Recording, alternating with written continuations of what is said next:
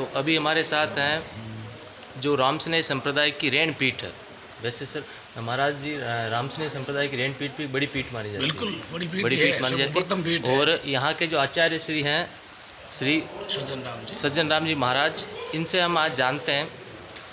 महाराज श्री, हमारा एक प्रश्न है जी कि एक गृहस्थ जीवन, एक व्यक्ति जो गृहस्थ जीवन में रहता है जी और दूसरा एक संत महात्माओं का जीवन, उसके अंदर एक सबसे बड़ा अंतर क्या होता है? कोई अंतर नहीं है। अच्छा। दरियाव जी महाराज कहवे है, हाँ। जो कोई साधु ग्रह में और माए राम भरपूर, दरिया के उस दास की मैं चरणों की धूड़। अच्छा। आचार्य श्री कह दिया है, जो गृहस्थी होते हुए भगवान को भजन करे, भजन करता है। राम राम करता है, तो दरिया महाराज के मैं उनके चरणों की धूड़ हूँ। और बायर बाना बेस का और माए राम का राज, दरिया कह रे वो साधुआ है मेरे सिर का ताज। बारे बानो भेड़ो है, माए ने भगवान को राज है, तो वो दरिया महाराज के मेरे सिर का वो ताज है। दोनों ही अच्छे हैं, और दोनों ही राम राम भजन नहीं करे तो दोनों ही खराब है। कुल मिला के एक गृहस्थ व्यक्ति भी बहुत एक आत काम मुख राम। अच्छा। और हृदय साची प्रीत, दरिया ग्रह सादगी आई उत्तम रीत। आता सु धंधो करो, रसना सु राम राम करो, और हृदय में भगवान के प्रति प्रेम का ही, मैं भगवान का हूँ और भगवान मेरा है। और संसार अपन है ही नहीं, लेकिन आप संसार में उलझ जाओ। उलझने के कारण तो आचार्य श्री दरियाव जी महाराज कहे, बाता में बे गया निकस गया दिन रात, दरिया मोलत पूरी भई आन पड़ी जमघात। मोलत पूरी हो जाए आदमी चले जाओ। तो भी महाराज श्री एक जो संत का जीवन होता है, क्योंकि वो अपना घर परिवार त्याग देते हैं, एक कठिन जीवन है। एक जो आदमी होता है वो अपने घर परिवार में रहता है, उसको हर तरह की वो सुख सुविधाएं सब कुछ मिलता है, लेकिन एक जो संत महात्मा होते हैं वो सबसे पहले अपने घर का त्याग करते हैं, परिवार वालों का त्याग करते हैं। तो इस प्रकार से एक संत महात्माओं का जीवन है थोड़ा सा कठिन माना जाता है। बिल्कुल, थोड़ा सा नहीं, बहुत कठिन है। हाँ, वैसे तो बहुत कठिन है, थोड़ा सा नहीं है। संत होना कोई मामूली बात नहीं है। और संत उजवे, दरिया साधु कृपा करे तो तारे संसार, तारण हारा राम है जामे फेरन सार। संत बन जावे, साधु उजवे, तो एक साधु ही इस पूरे संसार को कल्याण कर सकते, लेकिन होना चाहिए संत तत्व अंदर। संत तत्व होगा तो काम हो जाता है, लेकिन संत चलना, संतों के बॉय में रहना, तपस्या करना बहुत कठिन है। आप परिवार ने एक घंटे कौन छोड़ सको? नहीं छोड़ सकते, क्योंकि परिवार एक इंसान के लिए जरूरी होता है, लेकिन सबसे पहले तो जो संत महात्मा अपने परिवार का त्याग करते हैं, वो एक सबसे बड़ी चीज़ होती है। ये जो रैन पीठ है रामस्नेह संप्रदाय की सबसे बड़ी पीठ है। दरियाव जी महाराज इसके आद्य आचार्य है। और सदगुरु कबीर साहब, दादू जी महाराज, दरियाव जी महाराज, ये एक ही उत्पत्ति के महापुरुष थे, सब संत महापुरुष। और दादू जी महाराज ने तो पहले कह दिया, अगम वचन दादू के 100 वर्षा एक संत, दरिया प्रगटे रेण में तारे जीवन। और दरियाव जी महाराज ने किसी भाई ने पूछा, आप जैसे मेरे से प्रश्न पूछ रहे ना, तो पूछा भाई आप कौन से भगवान का भजन करते हो, कौन से भगवान को मानते हो? तो दरियाव जी महाराज ने बहुत सटीक उदाहरण दिया, सोई कंत कबीर का और दादू का महाराज, सब संतन का बाल माँ दरिया का सिर ताज। जो कबीरदास जी महाराज, दादू जी महाराज ने भगवान का भजन किया, वही मेरा भगवान है।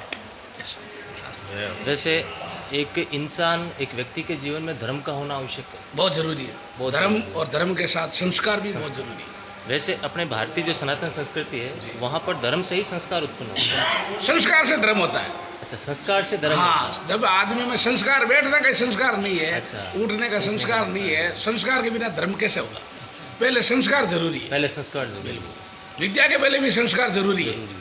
चाहे MA BEd कर ली और उसमें संस्कार नहीं है, किसके साथ कैसी बात करनी, कौन से व्यवहार कहाँ पर करना, वो संस्कार में आता है। तो वो शिक्षा का कोई औचित्य नहीं। संस्कार से बड़ा औचित्य एक अपने अंदर संस्कार।